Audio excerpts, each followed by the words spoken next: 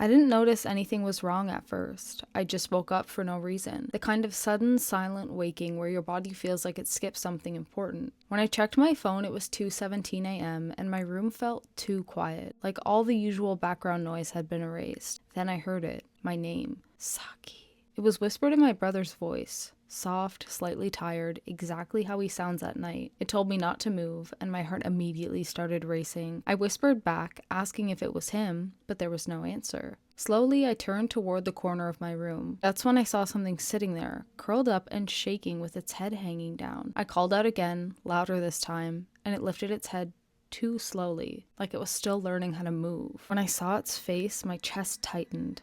It looked like me. Not perfectly, just close enough to feel wrong. Its eyes were slightly too wide and its expression didn't match the rest of its face, like it was copying a human expression without fully understanding it. Then it spoke. It said it was me, but the voice coming out of it was still my brother's. When I asked why, the thing twitched violently, almost like I had confused it, before whispering, "I'm using a safe voice, one you would trust." Before I could even process that, it suddenly grabbed my arm with an ice-cold hand and warned me not to let it hear us. I barely had time to ask what it meant before I heard footsteps outside my room, slow, dragging footsteps getting closer and closer. The thing tightened its grip on my arm and whispered, "Something learned me, and now it wants you." The footsteps stopped directly outside my door. Then came 3 slow knocks. I froze completely when the voice that followed, also my brother's voice, calmly told me to open the door. The thing in front of me started shaking violently. "It isn't him," it whispered. "Whatever's outside learned me wrong."